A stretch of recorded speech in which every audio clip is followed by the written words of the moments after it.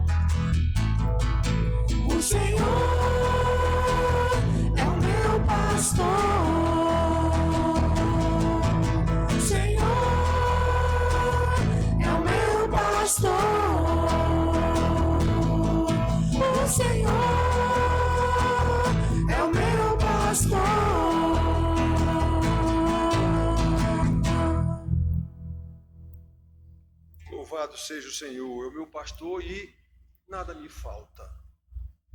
Nada me falta. Especialmente a paz do Senhor.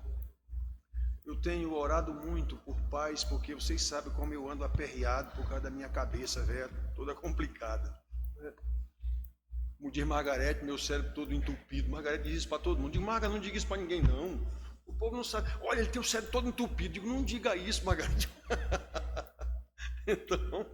Então, realmente, vocês sabem que ultimamente eu sofri bastante com isso. Sofri bastante. Eu passei um mês com uma crise de labirintite severa. Foi terrível o negócio. Terrível. E ainda estou aqui, de vez em quando eu tenho que me agarrar aqui para me segurar direitinho. Então nós temos um outro cântico, Alegria. Alegria no Senhor. Paulo diz, o homem estava preso. Alegrai-vos no Senhor, outra vez vos digo, alegrai-vos. Como é que um cidadão preso, numa masmorra, quente que só o inferno durante o dia, à noite frio que só os Alpes. Então é complicado um cidadão ter alegria. E eles estavam cantando na prisão, à noite, quando houve o terremoto lá que abriu as celas e tudo. Estavam cantando. Então esse cântico tem a ver com isso, com Filipenses.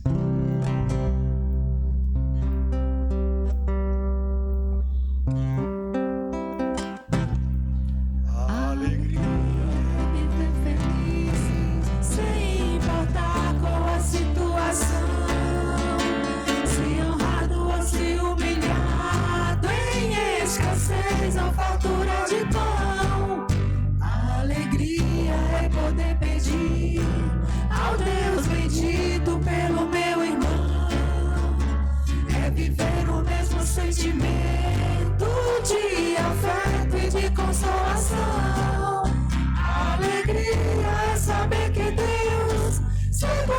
sua glória e riqueza.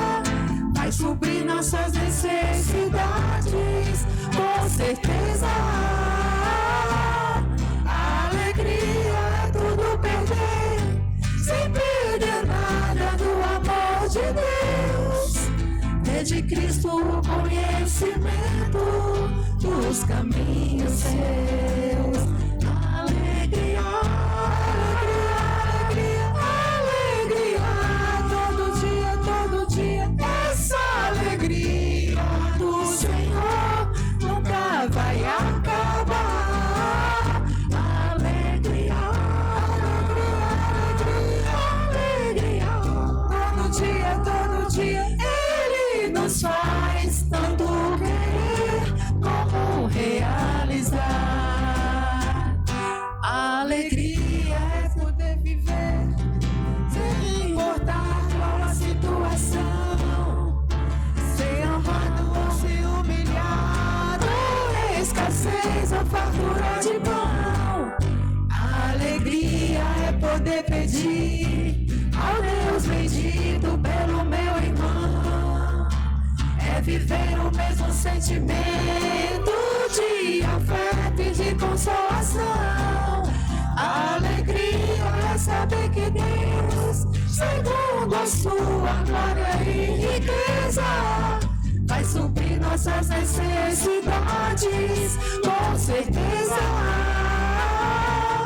Alegria é tudo perder, sem perder nada do amor de Deus. Ter de Cristo o conhecimento dos caminhos seus. Alegria, alegria, alegria, alegria, todo dia, essa alegria do Senhor nunca vai acabar. Alegria, alegria, alegria, alegria, todo dia, Ele nos faz tanto querer como realizar.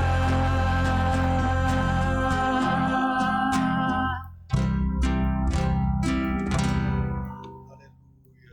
Graças te damos, Senhor, porque o Senhor realmente é o nosso pastor e é o próprio Senhor quem nos faz suas ovelhas.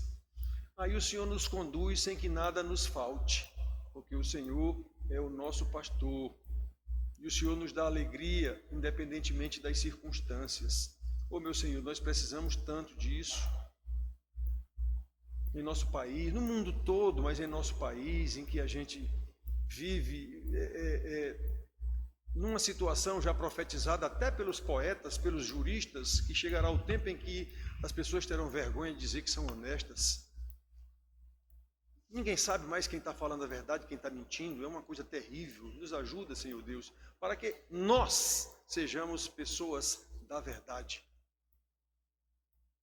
Nós sejamos pessoas da verdade, porque conhecemos a verdade que nos libertou e a verdade que realmente nos conduz realmente livres. Louvado seja o teu nome, meu Senhor. Louvado seja o teu nome. Nós oramos em nome do Senhor, que é exatamente o Senhor da glória. Amém. Vamos sentar aqui, irmãos. Cadê meu amigo Helder? Não veio?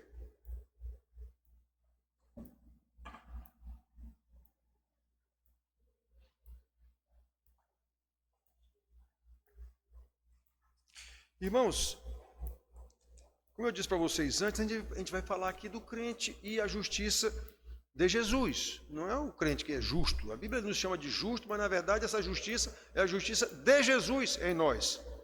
Nós não temos justiça, nem a nossa mesmo, humana, a gente consegue cumprir. Imagine diante de Deus. Então nós vamos ler 3 versículos de Romanos. Romanos capítulo 3.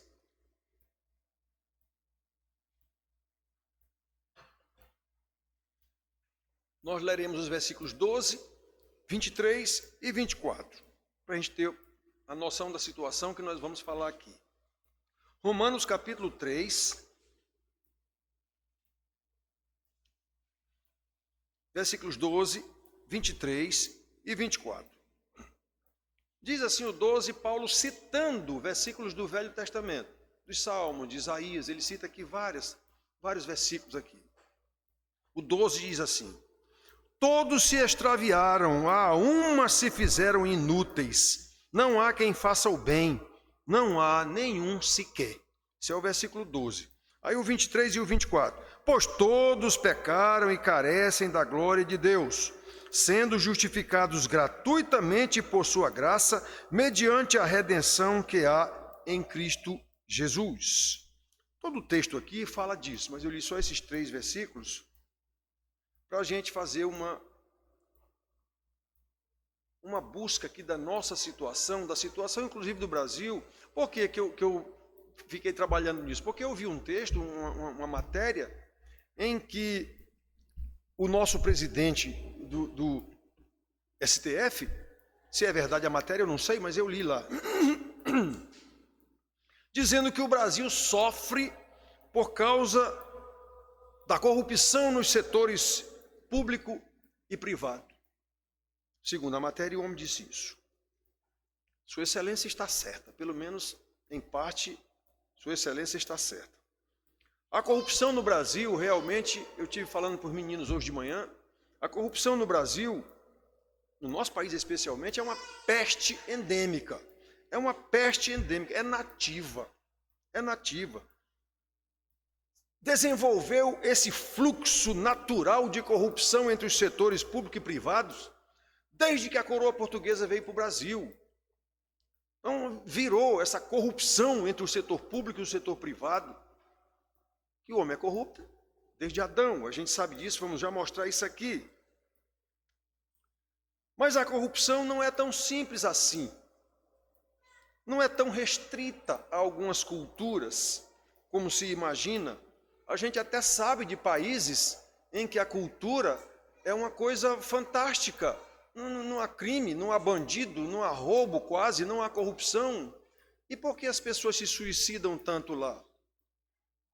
Como a Nova Zelândia, por exemplo, a Coreia do Sul, o Japão. Eles se suicidam tanto lá. A ciência até explica isso, mas a ciência não explica nada. A gente sabe por quê. A corrupção veio a toda a humanidade com o pecado de Adão. E a partir daí, o próprio Adão, já pecador, escondeu-se de Deus. Por isso, como Paulo ensina, citando aqui vários versículos bíblicos, no texto todo, nós lemos só 3 versículos, Paulo ensina aqui, ele diz que todos se extraviaram, a uma se fizeram inúteis, desde Adão e toda a sua descendência. Todos pecaram e carecem da glória de Deus, sendo justificados gratuitamente pela sua graça mediante a redenção que há em Cristo Jesus. Lemos aqui Romanos 3, 12, 23 e 24. Portanto, meus filhos, a corrupção em nosso país, embora seja realmente gritante e gigante, proporcional ao tamanho do país, não é apenas uma consequência histórico-cultural, desde a sua colonização. O problema é muito maior, começando lá em Adão, logo após a criação, todos se extraviaram, todos pecaram e carecem da glória de Deus. O relato bíblico do Antigo Testamento nos mostra a corrupção de um povo, Israel, um povo eleito por Deus, um povo que Deus deu uma lei e orientou para eles seguirem aquela lei, mas o povo não conseguiu cumprir os mandamentos da lei. Ainda que fosse constantemente admoestados e encorajados por profetas, por juízes, por reis, ou primeiro juízes, depois profetas, depois reis, os próprios sacerdotes que foram os iniciantes se corromperam todos. O salmista Davi, por exemplo, que as pessoas conhecem mais pela sua obra na Bíblia mesmo, muito antes de Paulo, ele já sabia que todos se extraviaram, ele já sabia que todos pecaram e carecem da glória de Deus, e também sabia que a única solução para a corrupção humana, só havia uma solução. Por isso, no Salmo 32, ele começa ensinando como o iníquo, um pecador, como é que o iníquo, um malfeitor, como é que ele é perdoado, e como o seu pecado é coberto. Ele não tem como fazer, ele não tem como resolver isso. Está escrito assim: bem-aventurado aquele cuja iniquidade é perdoada. Então repare que há um perdoador para esse pecador, para esse iníquo, cujo pecado é coberto. Tem que ter alguém mais poderoso para botar a mão e cobrir esse pecado. Davi já sabia disso. Quanto tempo antes de Paulo? Quanto tempo antes de Paulo? Observe que o salmista não nega a condição do iníquo. Há um iníquo aí nessa história. Ele não nega a condição de pecador. Há um pecador aí nessa história. Nem abranda a sua situação, tipo, Deus te ama. É só isso que a igreja sabe pregar. Dando a entender, Deus te ama, venha como está, está tudo certo. Deus não considera o seu pecado, considera sim. Ele considera sim. E lançou esse pecado sobre o próprio filho que bradou: Pai, por que me desamparaste? Irmãos, a gente tem que saber disso e não esquecer de jeito nenhum. Nós somos iníquos, nós somos pecadores, mas o Senhor resolveu essa parada. Por isso o salmista diz que nós somos bem-aventurados. Muito antes de Paulo escrever o que ele escreveu: todos pecaram, todos se extraviaram, não há quem busque a Deus. O próprio Adão se apartou de Deus, não há quem busque a Deus. Mas bem-aventurado aquele cuja iniquidade é perdoada. Não está dizendo que ela não é considerada, não, ela é perdoada. Cujo pecado é coberto. Ele não está dizendo que não existe pecado, não existe, mas Deus o cobre com o sangue do Cordeiro. Então, irmãos, de condenado a justificado, da mesma maneira como Paulo ensina nos versículos que lemos no início, sendo justificados gratuitamente por sua graça, mediante a redenção que há em Cristo. É assim que é resolvida a parada. Redenção é sinônimo de libertação. Foi na cruz que aconteceu isso. Esse é o único motivo pelo qual o salmista continua chamando o pecador de bem-aventurado. Do versículo 2, lá do Salmo 30, ele continua dizendo: bem-aventurado a quem o Senhor não atribui iniquidade e em cujo espírito não há dolo. Ele não atribui a iniquidade ao pecador porque ele atribuiu ao próprio Filho, em cujo espírito desse pecador remido não há dolo. Ele não é um falso, ele não é um hipócrita, ele não é um enganador, ele é um pecador, mas é um pecador eleito, é um pecador remido, é um pecador justificado pela justiça de Cristo. Ele ainda peca? Sim, mas ele é alguém que sabe que peca, ele é alguém que sabe o quanto ele precisa da graça de Deus, o quanto ele precisa que o seu pecado foi coberto e continua sendo coberto, e ele sabe disso. Ele sabe isso e vai lutar contra esse pecado, exatamente como o próprio Paulo ensina: fortalecido no Senhor e na força do seu poder, Efésios 6,10.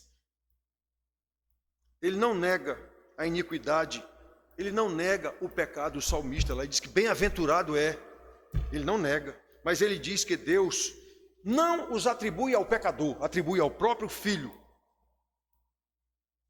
o justo Jesus. É a justiça de Jesus que nos tira da condição de condenados. A justificação é um ato judicial. É o juiz que diz: esses aqui estão perdoados. Isso é poder dele. Alguém falou aqui numa pregação, não estou lembrado, mas de um cidadão, uma senhora que foi pedir pelo filho, que ia ser condenado a um juiz, um rei, alguém que tinha poder para pena de morte. E ele disse: mas minha senhora, o seu filho fez isso, e ele foi condenado a pena de morte.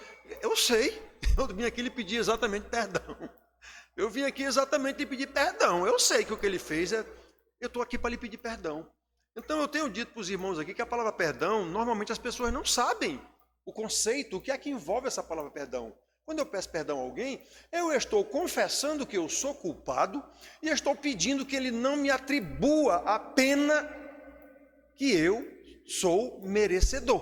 Quando eu peço perdão a alguém, papai, mamãe, um amigo, me perdoe, eu estou dizendo: olha, eu sei que eu sou culpado, eu sei que eu cometi um pecado, estou pedindo a você, não me aplique a pena que eu mereço, não.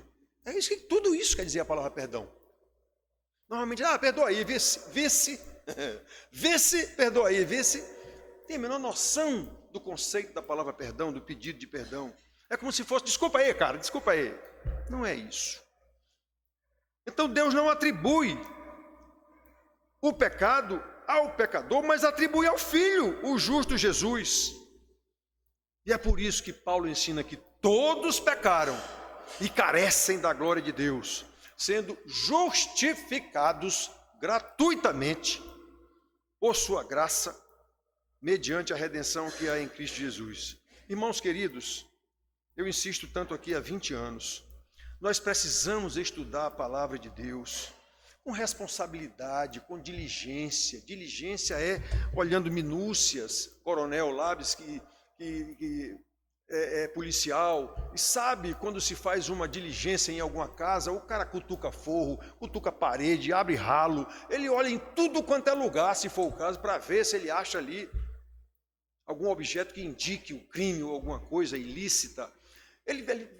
Tem gente, mas como é que esses camaradas acharam isso dentro de um pneu estepe de um carro? Porque ele foi olhar com diligência tudo, até o pneu do carro ele abre lá, tá cheio de cocaína, alguma coisa. Ele foi olhar em detalhes. O toca-fita do carro, eu sou do tempo de toca-fita, hein? O toca-fita do carro, ele puxa lá e tira atrás, tá cheio de cocaína. Coisa desse tipo, você nem imagina. Como é que esse cara foi fiscalizar isso? Ele foi fiscalizar com diligência. Então ele vai achar. Ele vai achar. É assim que nós temos que estudar a palavra de Deus, com diligência, para achar ali qual é o ensino que Deus está nos transmitindo. Nós precisamos conhecer as doutrinas apostólicas que estão nas cartas apostólicas. Nós precisamos apreciar pregações que ensinam. Normalmente pregações espetaculosas são a preferência da plateia. Minha irmã, sangue, meu pai, minha mãe, uma vez disse, tuas pregações não são pregações, não, são aulas. Eu digo, isso mesmo, são aulas, não são pregação, não. Oriel já disse aqui que ele é professor, Antonino disse que ele é um contador de história, ele vai contar aquelas histórias do Velho Testamento e aplicar para a gente hoje. Eu não estou querendo agradar ninguém aqui, o pregador está pregando a palavra de Deus no sentido de que as pessoas aprendam o que é que Deus quer para lutar, no sentido de pôr em prática esse conhecimento. Então nós temos que apreciar pregações que ensinem. Como ouvimos a pregação no domingo passado, o presbítero Oriel deu uma aula aqui. Então nós precisamos apreciar pregações assim que nos ensinem. Aqui nesta breve mensagem de hoje, nós podemos ver, por exemplo, a doutrina da justificação pela fé. Doutrina que começa lá em Gênesis. Normalmente o Velho Testamento não tem doutrina. A doutrina explicada está no Novo Testamento, mas lá tem história e dali a gente tira. Lá tem narrativa e dali a gente tira. Lá na história de Abraão, logo no início de Gênesis, tinha nem a lei ainda, digamos assim, enquanto lei. Um ancião de quase 100 anos, com sua mulher com quase 90 anos também. Deus disse que eles iam ter um filho. E esse ancião creu no que Deus lhe disse. E lá está escrito que Abraão creu, e isso lhe foi imputado para justiça. Justiça de quem? De Jesus, o filho que viria da sua descendência, exatamente desse filho que Deus disse que ele teria. Era dali que viria a descendência, foi Isaque, o filho. Então, irmãos, ele teve um filho antes, Ismael, mas não era esse o filho da promessa. O filho da promessa era de Abraão com Sara. Isaque foi filho de Abraão com a serva, Agar. Deus disse, explicou tudo isso, está explicado na Bíblia. E Paulo explica mais detalhadamente ainda em Romanos, em Gálatas, coisas desse tipo, que nós somos filhos da fé.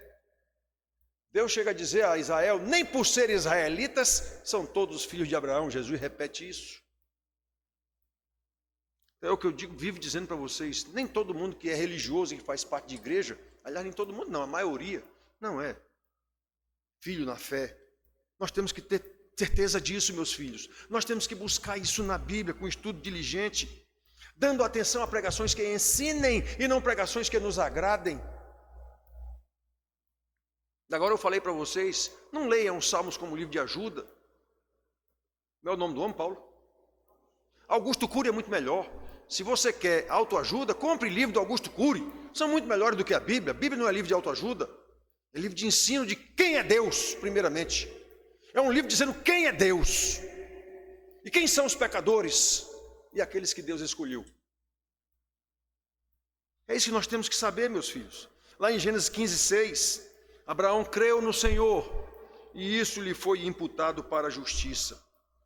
Então, lá em Abraão, desde antes da lei, passando pela lei de Moisés, pelos profetas, pelos salmos, vemos a doutrina da justificação pela fé, como o apóstolo Paulo ensina, a exaustão nas suas cartas, especialmente a carta de Romanos, a carta de Efésios. Aqui nesta mesma carta, ele já havia ensinado que o Evangelho é o poder de Deus para a salvação de todo aquele que nele crê, independentemente de raça. Primeiro o judeu, depois o grego, não interessa qual é a raça, visto que a justiça de Deus se revela no Evangelho de fé em fé, como está escrito, o justo viverá por fé, como citou Abacuque. Pois bem, irmãos, essa fé de que Paulo fala é a mesma fé de Abraão, que lhe foi imputado para a justiça. É a fé na justiça do justo Jesus, não é a justiça dele não, aquilo lhe foi imputado por justiça. Imputação, já expliquei para você na aula de sexta-feira, quinta-feira agora, é um crédito que foi colocado na gente sem a gente merecer. Então, meus filhos, porque Deus transfere a nós a justiça de Cristo, que cobre as nossas iniquidades, cobre o nosso pecado, como o salmista diz, bem-aventurado aquele a quem Deus não atribui iniquidade nem pecado, ele cobre o pecado, pois é. É por isso que somos bem-aventurados.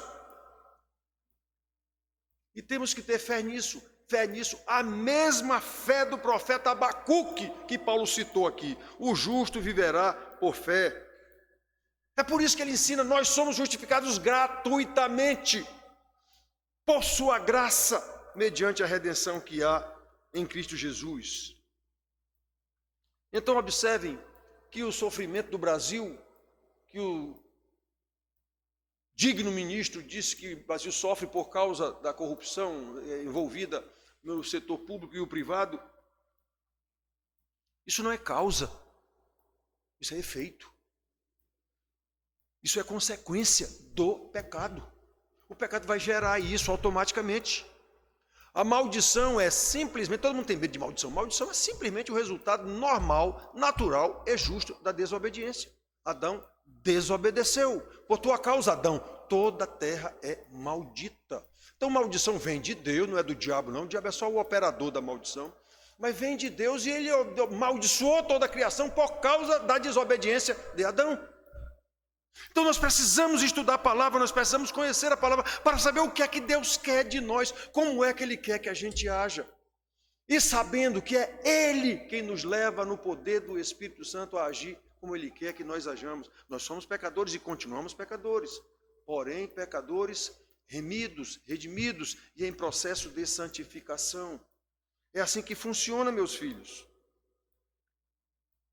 Portanto, o sofrimento do nosso país, repetindo, não é por causa de uma cultura de corrupção nos setores público e privado, como imagina, repito, o nosso digno presidente do STF. O problema é mais profundo e está enraizado no pecado de todos, porque, como lemos aqui, todos pecaram e carecem da glória de Deus. Nós precisamos saber disso e não apenas achar que o problema são os políticos corruptos, políticos, detalhe, eleitos pelo povo, políticos do meio do povo. Então nós somos melhores do que eles em quê? Criticamos o presidente, os políticos, os juízes, nós somos melhores do que eles em quê? Nós somos mais dignos do que eles em quê? Nós somos mais honestos do que eles em quê? Nós somos mais justos do que eles em quê? Se nós não soubermos disso aqui, ninguém é melhor do que ninguém. Somos todos pecadores e temos que saber disso. O que é que a Bíblia nos manda fazer por esses homens? Orar. Orar por esses homens. São autoridades colocadas por Deus. Ou nós não cremos na Bíblia? Eu gosto do político que está lá, que não fui eu que elegi. Não, mas ele foi eleito. Então agora eu vou orar por ele. É a única coisa que eu posso fazer que realmente pode dar algum efeito, digamos assim, como Paulo diz, orar pelos governantes para que nós tenhamos vida melhor. Vamos orar a Deus pelos governantes, as autoridades, para que tenhamos vida melhor. Porque se eu só faço jogar tudo quanto é palavrões ou escambau para cima do outro em redes sociais, escambau, eu estou ajudando em quê? O processo todo? Nada. Agora, se eu orar, aí eu vou ajudar. Aí realmente eu vou ajudar. Orando. Deus mandou orar. Então é isso que a gente tem que fazer, irmãos. Qual é a vontade de Deus? O que é? Nós somos justos. Que justos o quê? Nós fomos justificados com a justiça de Jesus. Fomos mesmo? Então como é que a gente não estuda a Bíblia, não vê o que é que tem na Bíblia, se vê não interessa, só me interessam os versículos que eu gosto, eu só quero pregação que eu goste. Que história é essa? Então nós temos que saber, nós fomos justificados mesmo. Nós temos que saber disso, meus filhos. Esses políticos saíram do meio do povo, foram eleitos pelo povo, e agora é tudo um bando de ladrão, corrupto, não sei o quê. Sim, e tu és o quê? Nós pecadores somos o quê? Agora nós pecadores remidos, justificados, nós vamos fazer a vontade de Deus. E o que foi que Deus mandou fazer com relação aos políticos, às autoridades que Ele colocou? Orar por elas. Orar por elas. É a única coisa que nós, crentes justificados, podemos e devemos fazer em obediência a Deus pelos políticos, é orar por eles e votar corretamente na próxima eleição. Eu não tenho como tirar essas pessoas de lá. Por isso, irmãos, nós, enquanto igreja, precisamos saber o que é que a Bíblia ensina, precisamos falar o que é que a Bíblia diz, precisamos testemunhar com nossas vidas que nós realmente fomos justificados pela justiça do justo Jesus, sabendo que todos pecaram e carecem da glória de Deus, e que pela fé é que nós somos justificados gratuitamente por sua graça, mediante a redenção que há em Cristo Jesus. Nós sabemos disso ou não? Exatamente para quê? Antes, pecadores carentes, pecadores que não sabiam de nada, uma vez justificados pela fé, com a justiça de Jesus Cristo, o justo de Deus, que veio aqui para nos justificar, nós vivamos em santidade devida, exatamente para louvor da sua glória. Que Deus nos abençoe. Amém.